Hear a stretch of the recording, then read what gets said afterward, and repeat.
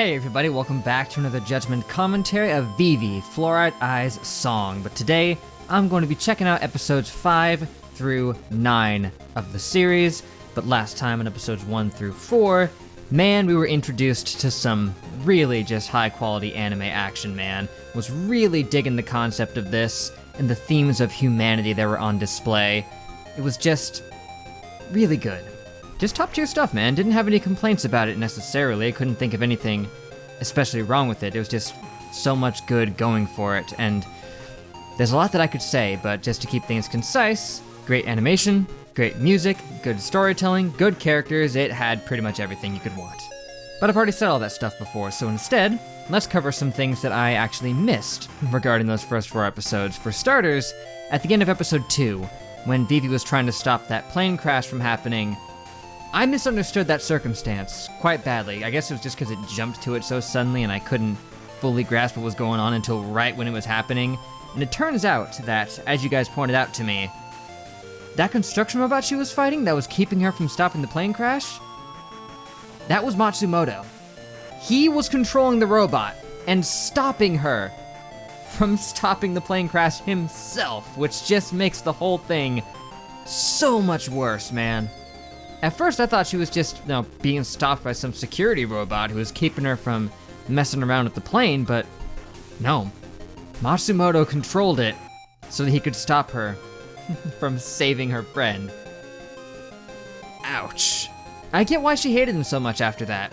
I would too. I hate him so much now. How could he frickin' do that? Well, it's like he said, they were there for one very specific goal: to save the future from being destroyed by robot apocalypse. He couldn't let her change anything else that was unnecessary because you don't know what ramifications it could have on the future, but still, not cool. But as I said earlier, I'm going to be checking out episodes 5 through 9 and not 5 through 8. It's not going to be the typical 4, mostly because of the fact that this has 13 episodes, so doing it in the 4 episode format just doesn't work as well. And it just so happens that episode 9 is a good stopping point. It's right at the end of an arc, so doing this with 5 episodes it just makes sense. So even though it'll be a bit more difficult to react to 5 episodes at once instead of just 4, it has to be done. And besides, I have a feeling I'm gonna enjoy it anyway. Those first 4 were so good that, hey, I can't complain getting to sit down and watch 5 episodes of this awesome series. So anyway, without further ado, let us just get right back into the Aniplex. Oh, man, where do we even begin with these arcs we've had? They were just too friggin' good, dude. Vivy continues to be awesome, and some of the most compelling and emotionally driven narratives that I've seen in just a long time, dude. Just so good, and it's because, a lot of really, really talented people worked on this series. I saw someone make a list in the comments of all the different people who worked on other successful projects and ended up working on this, and it really makes sense that it's so good when you gathered that much talent in one spot. But the fact that they were even able to work together and collaborate on something like this to this extent is quite awesome. But anyway, that first arc was was just real heart-wrenching sadness. Because the dude, he fell in love with the AI, she was there for him when his mom left him and all that. Then he wanted to marry her, and in the original timeline, she did.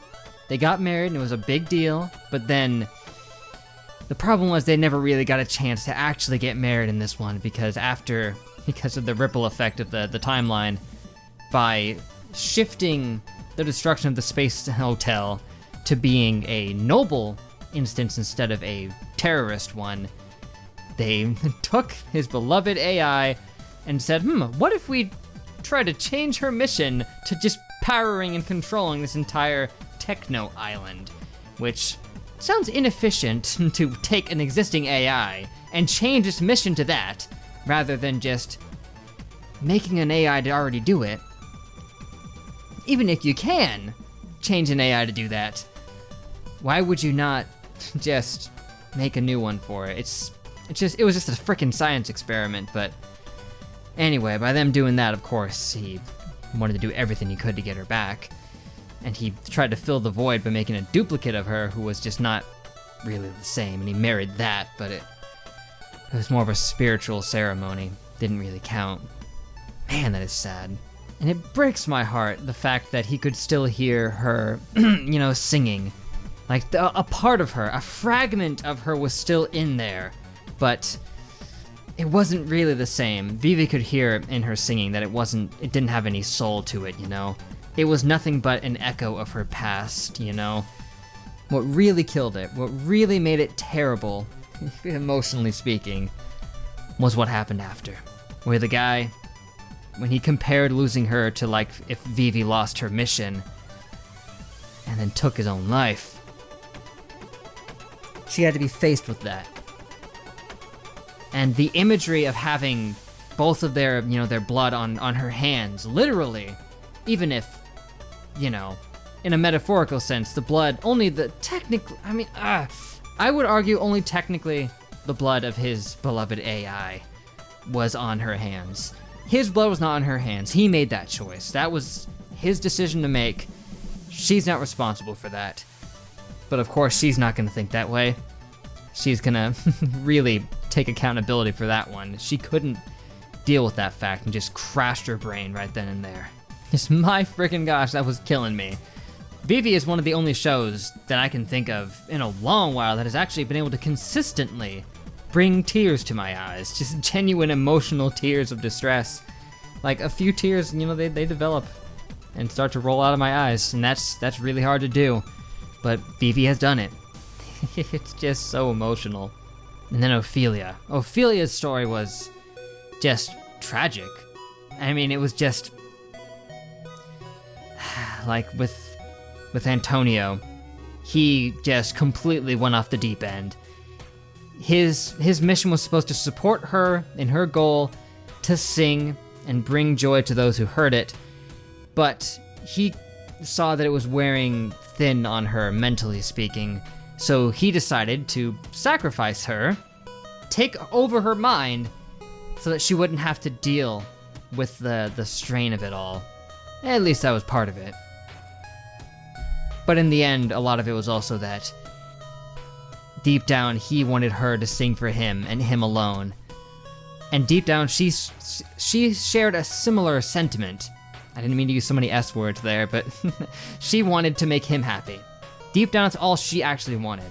So AIs have definitely become more complicated in that, right out of the gate, the ones of Vivy's class, they started being able to seek more missions outside of their main one. They had like smaller satellite missions that were connected to them. Like with Vivy, like thinking that, sure, I'm supposed to make people happy by singing, but I can't make them happy by singing if they're dead. Like if they don't survive, then they don't have the chance to come and hear me sing at some point. So they can rationalize that in their heads and then do other things that they're not programmed to. And like even AIs before her were doing that. Technically, even the earlier generation ones, which were less human, still did it, like with his piano teacher. He literally had the exact same mindset. So that's something that persisted even in others. It seems to, for whatever reason, manifest outside of those who are in the musical industry. Like just every time, for some reason. Might be symbolically, metaphorically connected to, that music is the language of the soul type of thing, that you can, sing and play an instrument to express who you are and your emotions and all that. So it would kind of make sense that in terms of those who could gain humanity, it would be those who play music, those who sing, because it is very deeply connected to the human condition itself with music. Honestly, makes a lot of sense. But still, Antonio really screwed up so bad. He did something that, rationally speaking, doesn't make a whole lot of sense. I mean, it was very self-centered and short-sighted. It was not super big brain. It was complicated, but that doesn't make it big brain. Really, you can overcomplicate something and that doesn't make it smart. Because if he really wanted to achieve his goal, he should have just stuck to his frickin' guns. As long as she had him, that was all she needed in order to keep going with her mission.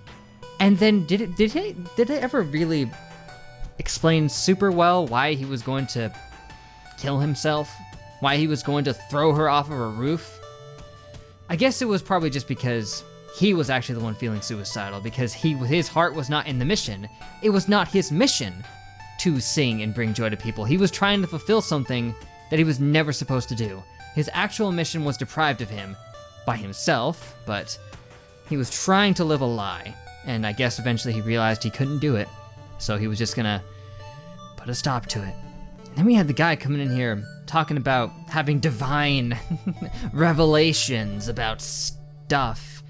And yeah, I mean, he is a pretty enigmatic character. I know a lot of, at least about what drove him now, why he hates AI so much, why he keeps getting mad about being saved by Vivy specifically, but just, it means so much narratively that the reason he's tracking her down and he wants her to tell him so much about why she keeps saving people, it's because she literally has the same mindset as his mentor.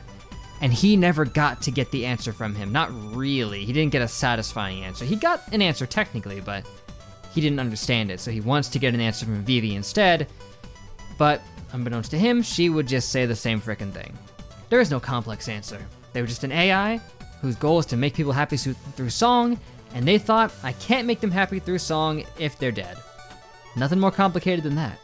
So, Vivy continues to be a banger. That's always nice, but I guess that's all I gotta say on the matter for now, guys, but thank you for watching. Make sure to leave a like and a comment if you enjoyed. Subscribe to be updated on more. That would be fantastic. Let me know if you're enjoying the videos, what you thought of these 5 episodes of Vivy as well. I appreciated all the comments I got on the last Vivy video. There were a lot more than I expected given the amount of views that were on it. A lot of people were interested and excited for Vivy, and a few of you were hoping that there would be more, and well, there is more, and I hope it was satisfactory to you. And if I may get personal for a moment here, let me just say, I can really relate on a personal level to Vivy, mostly because of her mission is to bring people happiness through song. And all I've ever wanted to do with my YouTube channels and all that is make people happy through my content creation. It's why I've been doing it all of these years. It's why I continue to do it, is because I want to bring some joy to the world. That's all. Genuinely, that's how I feel. Just thought I might mention that because it's really driving the point home for me with this frickin' show. Yeah, man, Vivy is just a frickin' spectacle. It's such a unique series. It does so much good, and again, not too much really wrong. Really, it's just been masterfully crafted. So I can safely say that I'm excited to check out the final 4 episodes, episodes 10 through 13, and hope to catch you guys there. Also, episode 13.5 is a thing. What is episode 13.5? Is that just like an OVA or something? Is it like a recap? I don't know. I'll have to figure that one out later on my own, I suppose, or maybe I can get a comment about that. But anyway, like I said, that's it, everybody. Thank you so much, and I hope to catch you next time. But till then, I will see you guys later.